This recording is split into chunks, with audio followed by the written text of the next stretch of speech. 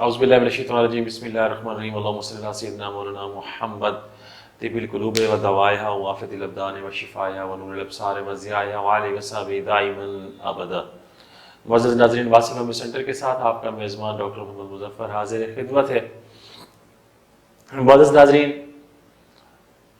मुख्तलिफ़ अमराज़ पर मुख्तलिफ़ औक़ात में आपकी खिदमत में वीडियोज़ पेश की हैं। पिछले कुछ अरसा से रेगुलर ख़वातीन के मसाइल और अवारिज़ के हवाले से हमारी वीडियोज़ आ रही थी। काफ़ी दोस्तों ने फ़ोन भी किए और मेल्स भी आई हैं मुझे कि मर्दों के अमराज़ के हवाले से भी कुछ वीडियोज़ होनी चाहिए। तो चैनल की जो इंतहाई इब्तदाई वीडियोज़ हैं उसमें से कम 25-30 मेरी वीडियोज़ ऐसी हैं जो मर्दों के मुख्तलिफ़ अमराज़ के हवाले से हैं। लेकिन आज भी अपने दोस्तों की फरमाइश पर और कुछ दोस्तों ने तो मुझे बाकायदा टॉपिक्स भी दिए हैं कि इन टॉपिक्स पर वीडियोज़ होनी चाहिए। तो आज की जो वीडियो है वो इसी हवाले से है कि मर्दों की अमराज में से एक मर्ज़ आज हम डिस्कस करेंगे। तो दोस्तों, आजकल शादीशुदा जोड़ों को एक मर्ज़ का सामना करना पड़ रहा है और वो जो मर्ज़ है उसकी वजूहात, उसकी इलामात और उसकी होम्योपैथिक अद्वियात के हवाले से आज हम बातचीत करेंगे। और वो मर्ज़ जो है उस मर्ज़ को कहते हैं इनफर्टिलिटी या मर्दाना कमज़ोरी। मर्दाना कमज़ोरी के बहुत सारे अवामिल हैं, बहुत सारे और आगे जाके शाखें बनती हैं, जिनमें से एक जो शाख है, जो एक इलामत है जिस पर आज हम बात करेंगे, वो है एरेक्टाइल डिसफंक्शन। इसको इम्पोटेंसी भी कहते हैं। ये भी मतलब मर्दाना कमज़ोरी के ज़ुमरे में जाती है। ये है क्या?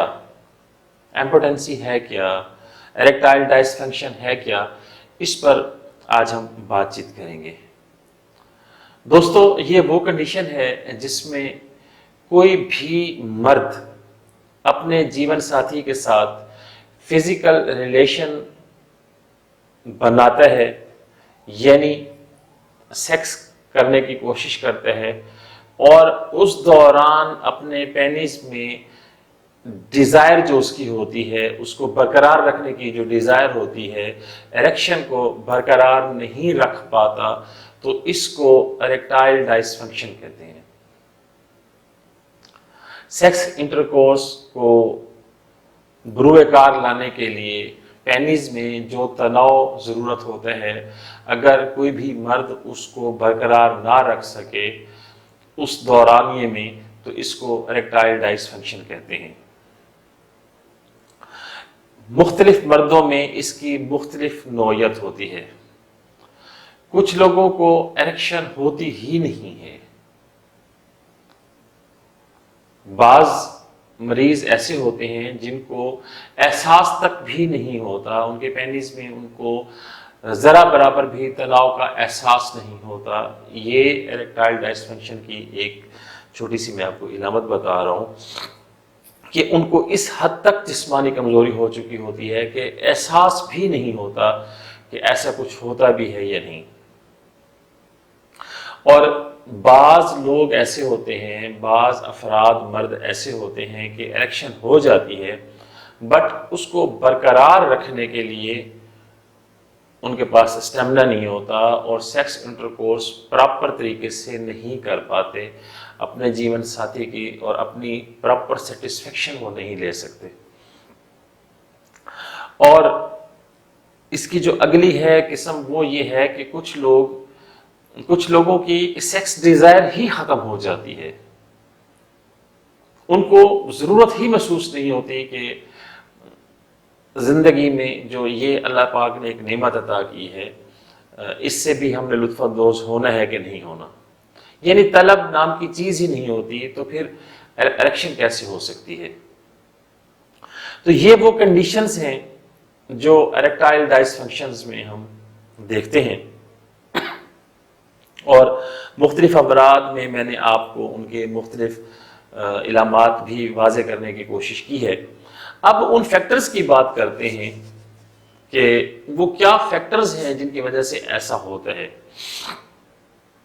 سب سے پہلے تو آپ کے ذہن میں یہ بات ہونی چاہیے کہ ایسا کبھی کبھار ہوتا ہے۔ کچھ لوگ ایسے ہیں جن کے ساتھ ایسا کبھی کبھار ہوتا ہے،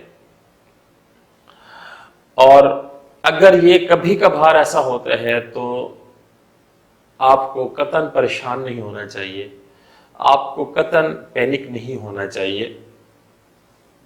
it's the part of life. اگر سال میں 1-2 دفعہ ایسا ہو جاتا ہے تو اس پر آپ کو پینک نہیں ہونا چاہیے، اس کے لیے قطعاً بھی کسی بھی معالج سے رجوع کرنے کی ضرورت نہیں ہے، یہ نیچرلی طور پر ایسا ہو جاتا ہے۔ لیکن اگر یہ بار بار ہو رہا ہے اور کافی عرصے تک ہو رہا ہے تو پھر سمجھ لینا چاہیے کہ آپ اریکٹائل ڈائسفنکشن کا شکار ہو رہے ہیں اور آپ اس کا سامنا کر رہے ہیں، اور پھر اس کے متعلق پریشانی بھی ہونی چاہیے اور اس کے متعلق سوچ بچار بھی ہونی چاہیے۔ فرض کریں ایک نیولی میرڈ کپل ہے اور اگر ان کے ساتھ ایسا معاملہ ہے تو پھر یہ انتہائی قابل پریشانی والی بات ہے، اور اس پر غور و فکر ہونا بہت ضروری ہے، کیونکہ پراپر طریقے سے جب فزیکل ریلیشنز طے نہیں پا رہے ہوتے ہیں تو پھر ازدواجی زندگی میں بہت سارے مسائل آ رہے ہوتے ہیں، گھریلو مسائل آنا شروع ہو جاتے ہیں، اور بہت سارے جو زندگی کے عوامل ہیں جب وہ غلط ہوتے ہیں تو پھر انسان کی زندگی کسی اور ڈگر پر چلنا شروع ہو جاتی ہے۔ اس میں جو سب سے اہم بات ہے جو میں یہ سمجھتا ہوں کہ یہ جو ہمارے نیولی کپلز ہیں ان کے حوالے سے میں اگر بات کروں تو مجھے جو اب تک کا جو میرا تجزیہ ہے، جو میرا تجربہ ہے، اس میں سب سے زیادہ جو بات سامنے آئی ہے وہ ہے مطلب لاس آف سیلف کانفیڈنس۔ اعتماد کی انتہائی کمی کا ہونا اس کی بہت بڑی وجہ ہے، اور جب یہ اعتماد کی کمی ہوتی ہے اور جب آدمی پراپر طریقے سے فزیکل ریلیشن نہیں بنا رہا ہوتا تو بعد میں اس کو جب پریشانی ہوتی ہے، ذہنی تناؤ ہوتا ہے، وہ جو ذہنی تناؤ ہے وہ اریکٹائل ڈائسفنکشن میں مزید اضافے کا باعث بنتا ہے۔ لیکن یہی جو ذہنی تناؤ ہے یہ کسی اور وجہ سے اگر پہلے سے ہے، کوئی بھی سٹریس ہے، کوئی بھی ٹینشن ہے، کوئی بھی ڈپریشن ہے، تو اس کی وجہ سے بھی ایسا ہو سکتا ہے۔ لیکن جب پراپر طریقے سے یہ اگر فرض ادا نہ ہو رہا ہو اور جب ذہنی تناؤ ہو جاتا ہے تو اداسی ہوتی ہے اور انسان خود میں شرمندگی محسوس کر رہا ہوتا ہے۔ عموماً تجربہ یہی بتاتا ہے کہ اگر ذہنی طور پر جو لوگ ہارے ہوئے ہوتے ہیں وہ اس معاملے میں بھی پہلے سے ہی خود کو ہارا ہوا گردانتے ہوئے اس عمل سے پراپر طریقے سے نبرد آزما نہیں ہو رہے ہوتے، اور انہی لوگوں کو اریکٹائل ڈائسفنکشن کا سامنا کرنا پڑتا ہے۔ کچھ وجوہات اور بھی ہیں جو کہ انتہائی جینون ہیں، اور ان جینون مطلب علامات یا جو ہیں مطلب حالات، ان میں دماغ کا تناؤ، آفس ورک بہت زیادہ ہے، آفس برڈن بہت زیادہ ہے، یا بزنس مین ہے تو سٹریس لیول بہت زیادہ ہے، دماغ کا تناؤ بہت زیادہ ہے، تو ان وجوہات کی بنا پر بھی ایسا ہوتا ہے۔ تو ایسے لوگوں کو، آفس والے لوگوں کو، بزنس والے لوگوں کو، یا اور جتنے بھی کاروباری لوگ ہوتے ہیں ان لوگوں کو اپنا انوائرمنٹ بہت اچھا بنانا چاہیے۔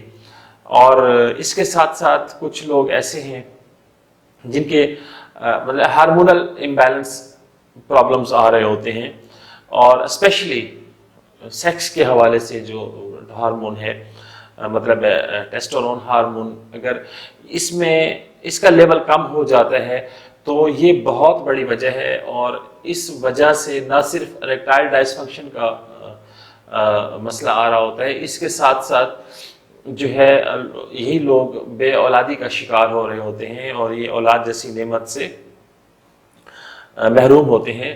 تو اگر اس ہارمون کی ڈسیبلٹی آ رہی ہے تو اس کو تو پہلی فرصت میں چیک کروانا چاہیے، تاکہ دونوں حوالوں سے بہتری آئے اور آدمی اپنا فرض پراپر طریقے سے ادا کر سکے۔ اس کے بعد جو اگلا ہے ہمارے پاس اس حوالے سے جو پوائنٹ ہے وہ ہے اوبیسٹی، یعنی موٹاپا۔ موٹاپا اس کی بہت بڑی وجہ ہے۔ اگر کچھ لوگ اوبیز ہیں، اور اوبیز لوگ جو ہیں وہ فزیکل ایکٹیویٹی نہ کرنے والے لوگ، مطلب اوبیز لوگ جو ہوتے ہیں وہ فزیکل ایکٹیویٹی نہیں کر پا رہے ہوتے ہیں، پراپر طریقے سے ان کی باڈی فٹنس نہیں ہو رہی ہوتی ہے، تو وہ اس کا شکار ہو جاتے ہیں۔ پرانی امراض کا علاج کرتے کرتے ادویات کے سائیڈ ایفیکٹس بھی اریکٹائل ڈسفنکشن کا باعث بنتی ہیں۔ یعنی اب جیسے آپ دیکھ لیں کہ ڈائبیٹک کے جو پیشنٹ ہوتے ہیں، کرونک ڈیزیز ہے، اب ڈائبیٹک کے جو پیشنٹ ہیں وہ اریکٹائل ڈسفنکشن کا شکار ڈیفینیٹلی ہوتے ہیں۔ کچھ تو ڈائبیٹک کے آفٹر ایفیکٹس آ رہے ہوتے ہیں، کچھ ان ادویات کے آفٹر ایفیکٹس آ رہے ہوتے ہیں۔ ہارٹ ڈیزیز اور ہارٹ ڈیزیز میڈیسن کے جو مابعد اثرات ہیں وہ سیکس ڈیزائر کو کم کر دیتے ہیں۔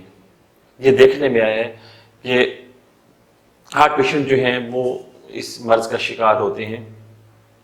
کولیسٹرول لیول کا زیادہ ہونا بھی اس کے زمرہ میں آتا ہے، اور پراسٹیٹ انلارج یا پراسٹیٹ کا اگر کوئی پرابلم ہے، اور پراسٹیٹ سرجری کے جو آفٹر ایفیکٹس ہیں اس میں بھی ایسا ہو جاتا ہے، ایسا ممکن ہے۔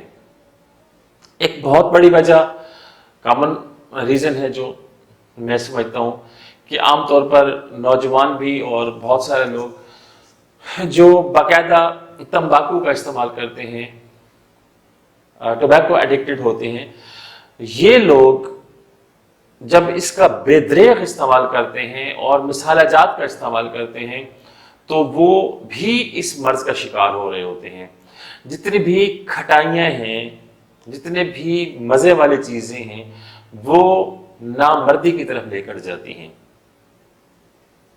آج بھی کچھ کتابوں میں لکھا ہوا ہے، پرانی کتابیں اگر آدمی دیکھے تو پرانے اتباع جو ہیں وہ مرد کی مردانگی قائم رکھنے کے لیے ان کو خصوصی طور پر ایڈوائز کرتے تھے کہ کھٹے سے پرہیز کریں۔ تو ہمارے ہاں تو رواج ہی تھوڑا سا الٹ ہو گیا ہے کہ ہمارے اگر دسترخوان کے اوپر اگر سافٹ ڈرنک نہیں ہے تو ہمیں کھانا ہضم نہیں ہوتا، اور سافٹ ڈرنک جو ہے وہ امپوٹنسی کا اس کا اریکٹائل ڈسفنکشن کا بہت بڑا موجب بن رہا ہے۔ پھر کیفین کا جو استعمال ہے، جو ہم بے دریغ چائے پیتے ہیں، چائے کے جو مابعد اثرات ہیں وہ بھی مطلب ہے یہاں جا کے عمل کر رہے ہوتے ہیں، اور آدمی نامردی کا شکار ہو رہا ہوتا ہے۔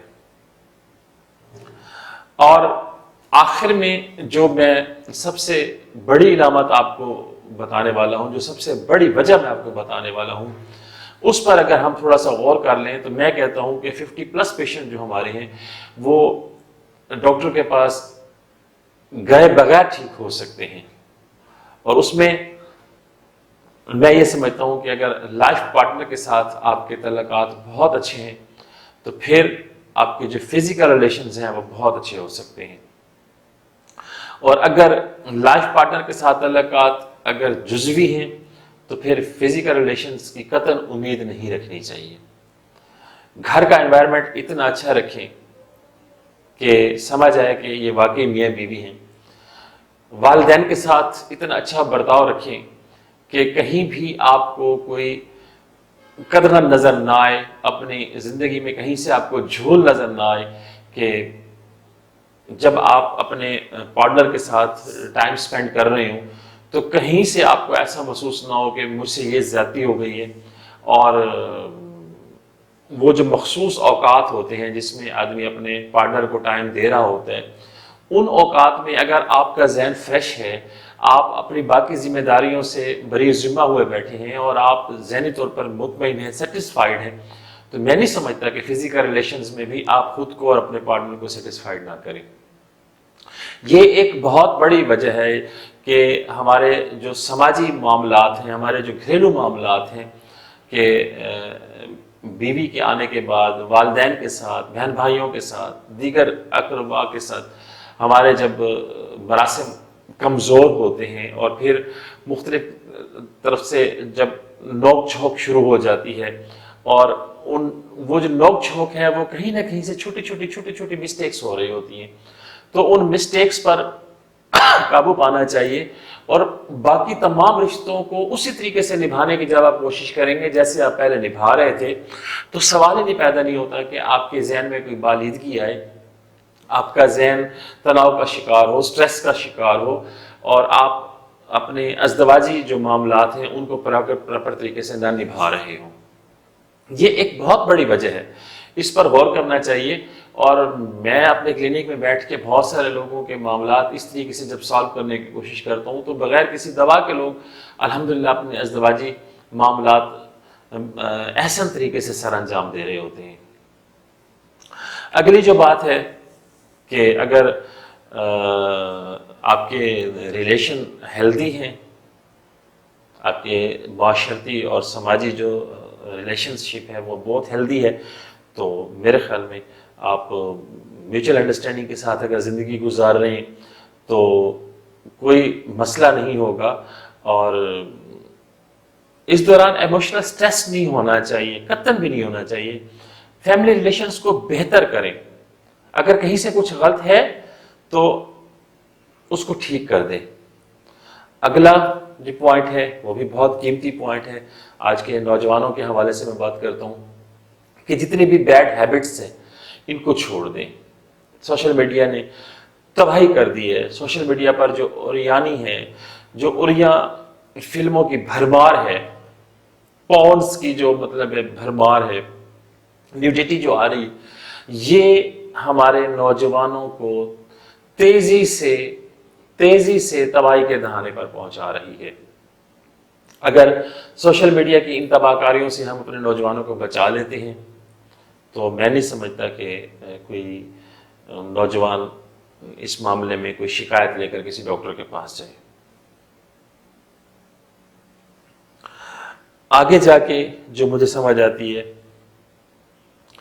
کہ اگر آپ کا فزیکل اور مینٹل کوآرڈینیشن ہے تو پھر آپ کو کسی علاج کی ضرورت نہیں ہے.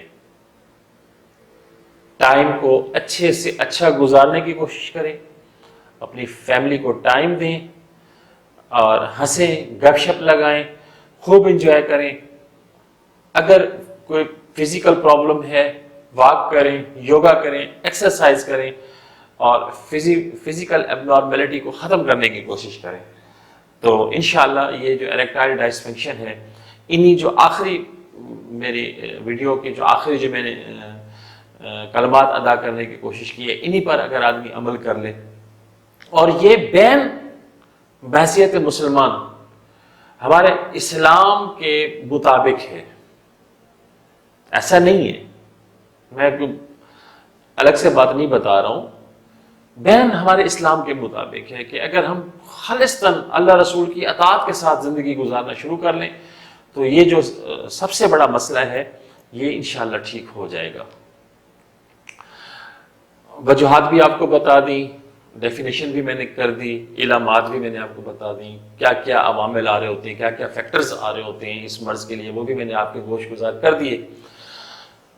سب سے جو اہم بات ہے وہ یہ ہے کہ ہومیوپیتھک میں اس کا علاج ہے، لیکن جو جہاں بھی میرا دوست بیٹھا ہوا ہے سب سے میں گزارش کر رہا ہوں، میں نے آپ کے ساتھ کچھ میڈیسنز آج شیئر کر لینی ہیں، لیکن میں پھر بھی آپ کو ریکویسٹ کروں گا کہ اپنے طور پر آپ نے اپنے ذہن کے مطابق جہاں آپ کی سیٹسفیکشن ہے اس ہومیوپیتھک ڈاکٹر کے پاس آپ نے جانا ہے، کیونکہ ہمارے ہاں علامات کے مطابق مختلف ادویات ہوتی ہیں۔ کہیں ایسا نہ ہو کہ اریکٹائل ڈسفنکشن کی، امپوٹنسی کی، انفرٹیلٹی کی کوئی ایک دوا آپ کو، کوئی ایسا معالج ہو جو سب کو ایک ہی دوا دیتا جا رہا ہو، سب کو ایک ہی دوا دیتا جا رہا ہو۔ اب جیسے میں نے اوبیسٹی کے حوالے سے بات کی ہے، ڈائبٹک پیشنٹ کے حوالے سے بات کی ہے، کچھ معاشرتی معاملات کے حوالے سے میں نے بات کی ہے، تو ان تمام علامات کی ہمارے پاس الگ الگ ادویات موجود ہیں، لیکن پھر بھی آپ کی تسلی اور آپ کے حوصلے کے لیے 4-5 ادویات میں آپ کے ساتھ شیئر کر دیتا ہوں۔ ہمارے پاس جو سب سے اچھی دوا ہے وہ ہے لائکوپوڈیم۔ لائکوپوڈیم 1 میں استعمال کرنی چاہیے، اور یہ عام طور پر 40 سال تک کی عمر کے لوگوں کے لیے بہت اچھی ہے، اور اس کے بعد کے جو لوگ ہیں ان کے لیے بھی بہت اچھی ہے، لیکن اسپیشلی وہ لوگ جو وقت سے پہلے خود کو بوڑھا محسوس کرتے ہیں، بوڑھا سمجھنا شروع کر دیتے ہیں، تو اگر ایک ماہ میں یہ 2 دفعہ استعمال کر دی جائے، اس کی ایک خوراک لائکوپوڈیم 1 کی ایک خوراک ہر 15-20 دن کے بعد اگر استعمال کی جائے تو اس کا انتہائی فروٹفل رسپانس آپ کو ملے گا۔ اور جو اگلی دوا میں آپ کے ساتھ شیئر کرنے والا ہوں، ہومیوپیتھک کی دنیا میں لاجواب دوا، اور پھر ایرکشن کے حوالے سے اس کا کوئی ثانی ہے ہی نہیں۔ اولڈ ایجز میں جا کے ینگسٹر میں بھی اس کا کمال کا رزلٹ ہے۔ دوا کا نام ہے ڈیمیانا۔ ڈیمیانا مدر ٹنکچر فارم میں استعمال کرنی چاہیے، آپ کو بہت اچھا رسپانس کرے گی۔ اگلی میرے پاس جو دوا ہے آپ لوگوں کے لیے، اس دوا کا نام ہے کلیڈیم۔ کلیڈیم کو 30 پوٹنسی میں استعمال کرنا چاہیے۔ یہ وہ جو میں نے آپ کو ایک علامت بتائی تھی کہ خواہش ہوتی ہے، تناؤ نہیں ہوتا، پینس میں تناؤ نہیں آتا، وہاں جا کے یہ بہت اچھا کام کرتی ہے، اور خصوصاً جو تمباکو نوشی والے لوگ ہیں ان کے لیے یہ بہت اچھی دوا ہے، جو تیز مسالہ جات والے لوگ ہیں ان کے لیے بہت اچھی ہے۔ پھر جو اگلی دوا ہے ہمارے پاس، اس دوا کا نام ہے acid fast mother tincture. Acid fast mother tincture diabetic patients کے لیے، لوگ جو عمر کے ابتدائی حصے میں مسٹربیشن کا شکار رہ چکے ہیں، یا وہ لوگ جو زندگی سے انتہائی مایوس ہو چکے ہیں، ان لوگوں کے لیے یہ بہت اچھی دوا ہے۔ ایگنس کاسٹس، ایگنس کاسٹس کو 200 پوٹنسی میں استعمال کرنا چاہیے۔ یہ بہت اچھی دوا ہے، خصوصاً ان لوگوں کے لیے جن کی ڈیزائر کم ہو جاتی ہے۔ اور اگلی ہمارے پاس جو دوا ہے اس کا نام ہے کونیم۔ کونیم 200 میں استعمال کرنی چاہیے۔ کونیم بہت اچھی دوا ہے اریکٹائل ڈسفنکشن کی، اور انفرٹیلٹی میں اس کا مرکزی کردار ہے۔ کونیم کو قطعاً بھی نہیں بھولنا چاہیے۔ لیکن آخر میں پھر ایک دفعہ میں کہوں گا کہ ان تمام ادویات کو استعمال کرنے سے پہلے اپنے کسی قریبی مستند ہومیوپیتھک ڈاکٹر سے مشورہ ضرور کر لیں، یا ای میل کے ذریعے مجھ سے رابطہ کر سکتے ہیں، میں انشاءاللہ آپ کی رہنمائی کروں گا۔ اریکٹائل ڈسفنکشن کے حوالے سے آج کی یہ چھوٹی سی ویڈیو امید ہے کہ آپ کو بہت پسند آئی ہوگی۔ پسند آنے کی صورت میں لائک کا بٹن ضرور دبا دیجئے گا۔ جو ساتھی آج پہلی دفعہ ہمارے چینل پر تشریف لائے ہیں ان سے گزارش ہے کہ چینل کو سبسکرائب کر دیں، ساتھ لگے بیل کے بٹن کو ضرور دبا دیں، تاکہ اسی قسم کی معلومات پر جو دیگر ہماری ویڈیوز آنے والی ہیں ان کا نوٹیفیکیشن آپ کو بر وقت مل سکے۔ کمنٹس میں ہم آپ کے مثبت آراء کے ہر ویڈیو کے بعد منتظر ہوتے ہیں، اور آپ کی جو آراء ہے وہ ہمارے لیے مشعل راہ ہے۔ اس دعا کے ساتھ آپ سے میں اجازت چاہوں گا کہ یا اللہ پاک پوری دنیا کے انسانوں کو صحت کی بادشاہی عطا فرما، اور جہاں کہیں بھی لوگ پریشانی کا شکار ہیں، یا اللہ ان کی پریشانیاں دور فرما اور ان کو اپنی رحمت کی آغوش میں لے لے۔ اگلی ویڈیو تک کے لیے اجازت چاہتا ہوں نیک تمناؤں کے ساتھ۔ اللہ حافظ۔